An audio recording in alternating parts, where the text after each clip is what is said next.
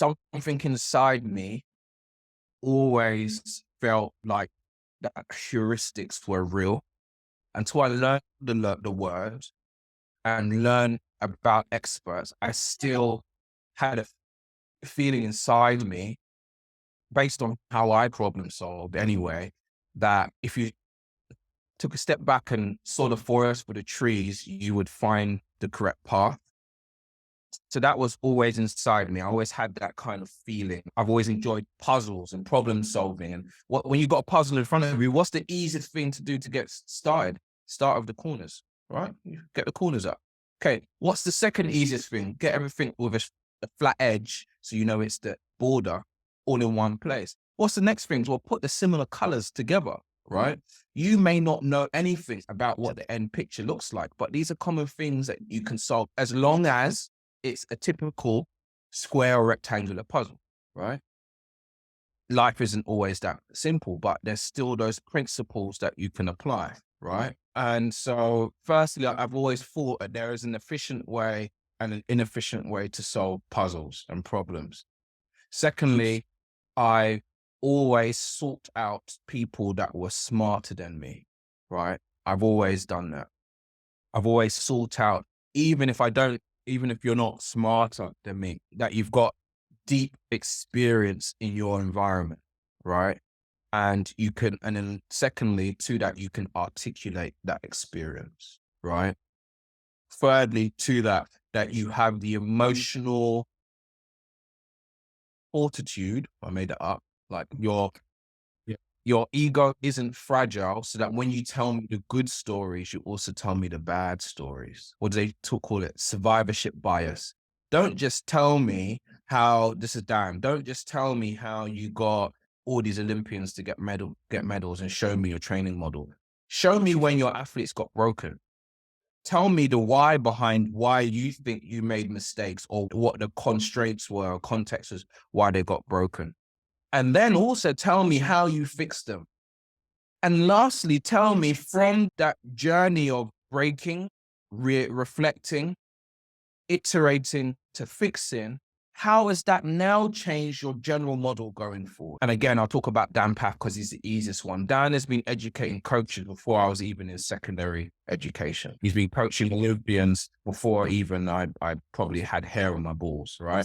So the reality is, he's been coaching for a very long time. Now, if you talk to Dan and he showed you his program and his process right now, I would argue it's an iteration that he's created over the past couple decades. And there are things he was doing back in the early 80s, mid 80s, 90s, whatever it is, that you will still see presence of it in his program now, but there are iterations. So in studying him, I had the now Dan, the previous Dan, and then I had lots of programs, and I had lots of recordings of what Dan felt about his program and the why behind it. And that's pretty powerful, because every coach will post online, this is what I do, take my program, or these are my principles, take my program. That's great. I want to watch them in the fire. Like a cook, you can have a recipe, great. I want to see the cook. I want to see the cook problem solve. I want to see the cook deal with the fact that he's now in a new kitchen and the stove's a tiny bit different, or his supply of eggs are a bit different, or the flour is a bit different. Like, I want to see how he iterates, because it's one thing it's another thing seeing how he actually deals with problems. And that's probably another skill set of mine. I think it's a gift and a curse.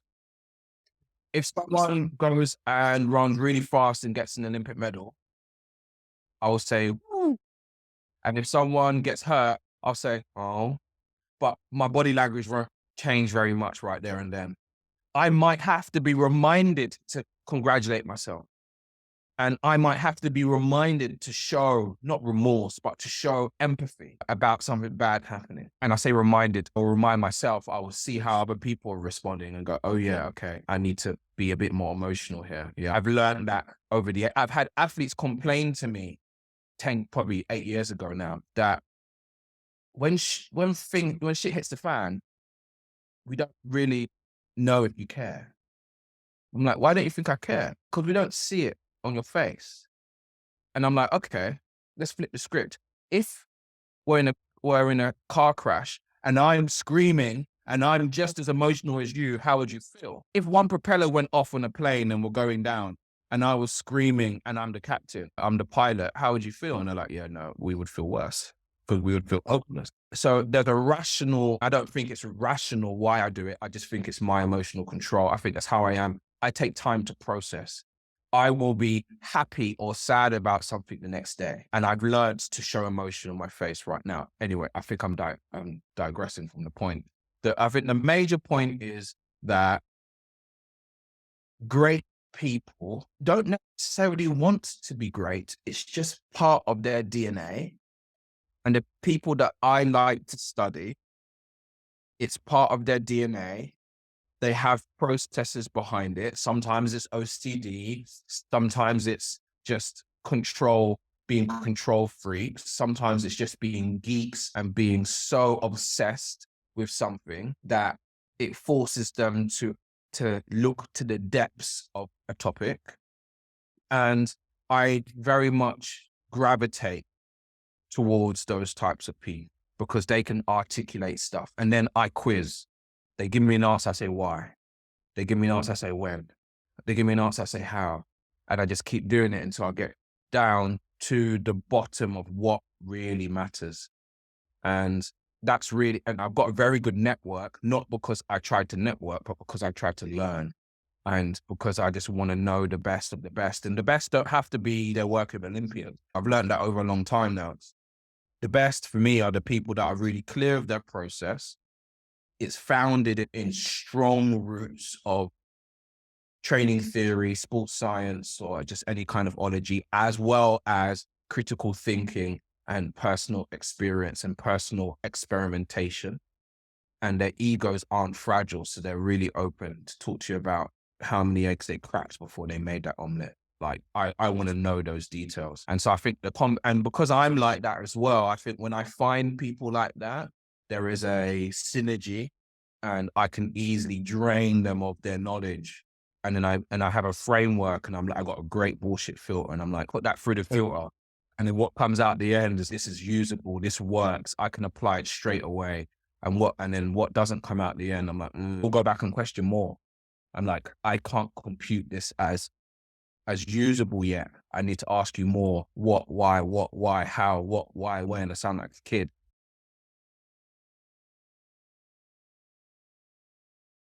Congratulations on making it to the end of the video. Why don't you celebrate by watching more videos just like it? You can also help us on our quest to placate the algorithm gods by liking, sharing, subscribing, and commenting. Thank you.